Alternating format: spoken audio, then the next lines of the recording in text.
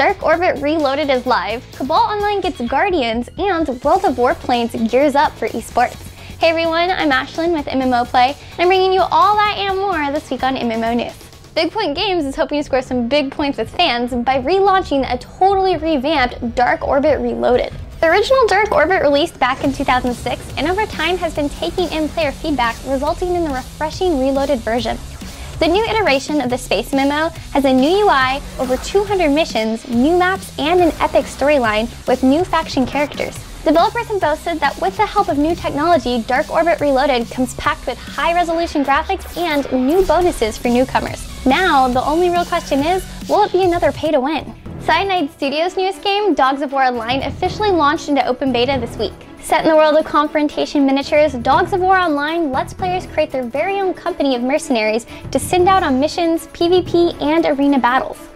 Each unit has its own scalable characteristics and skills, allowing players to customize their strategies. The game is turn-based, and the terrain is broken down into hexagons, which allow players to clash with opponents in different game modes, ranging from simple one-on-one to kill the captain or king of the hill. Open beta comes with some major updates, including access via Steam. Finally, players will be able to invite friends and challenge tons of new players. Players can explore the majestic region of Perk in Heva Clonia's latest content update, Episode 2. The new region is filled with strange new monsters, which means new clones for players to collect. The new area also contains 3 brand new dungeons to explore: Rainbow Hill, the Creator's Laboratory, and the Altar of Destiny. And with a brand new zone comes a raised level cap to 59. And to make the additional 10 levels even more exciting, new class promotions will unlock once a player hits 50, granting them new skills and avatar items as a reward. To celebrate the new episode, ranks for challenge, PvP, and clone battle modes have been reset, giving players another chance to rise to the top and earn a statue in Trade City Chico.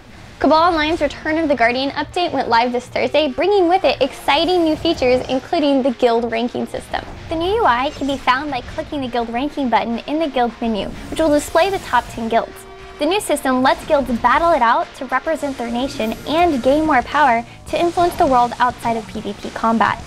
And for some extra recognition, players in the highest mission war channel get to duke it out in order to claim the Guardian title, which comes with some special attribute bonuses.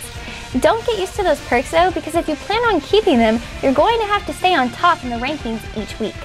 PvE players have not been forgotten about. There's a new high-level dungeon, the Evolved Forbidden Island Awakened mode.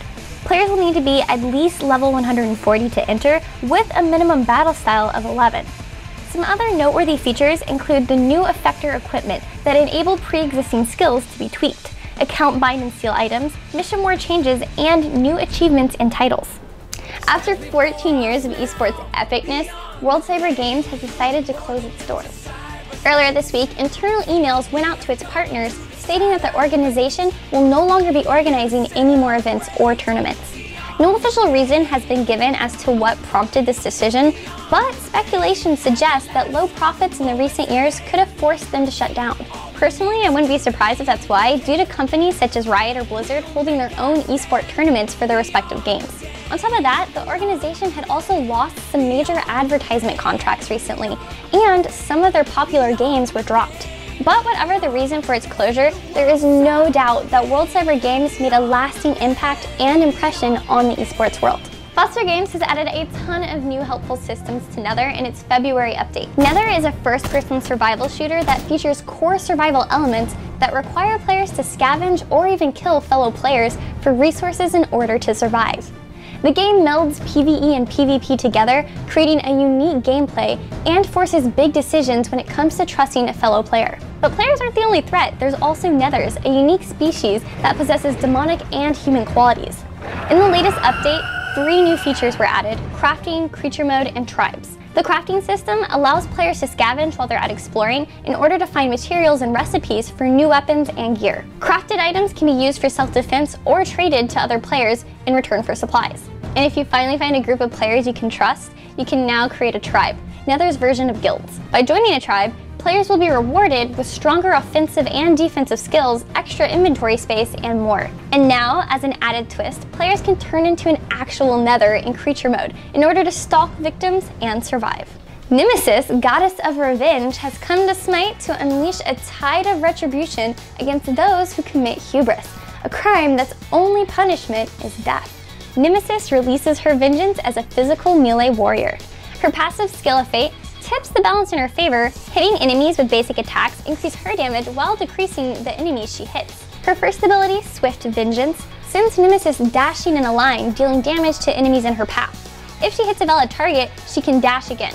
For Slice and Dice, Nemesis swings her blade, dealing damage in an area in front of her. Enemies in the center of her swing take additional damage and are slowed. Her third ability, Retribution, activates a temporary shield that protects her, reflects back a portion of the damage dealt to her, and heals her based off damage received. For her ultimate, Divine Judgment, Nemesis chooses a single enemy god and reduces their health, and steals a portion of their protections and movement speed for a short period of time. Earlier this week, World of Warplanes revealed details for Update 1.2, which will prepare the game for its esports launch. In order to make World of Warplanes more accessible to the esports community, developers have added enhanced camera effects that will encourage live streaming and make online tournaments more exciting to watch. Players will also have the option to view match replays in order to learn about mistakes and dissect winning strategies. The update will also include post-battle stats, which will allow players to enhance their skills and see what strategies work best. The system will have different combat objectives and events for pilots to complete, and in return they can earn extra credits.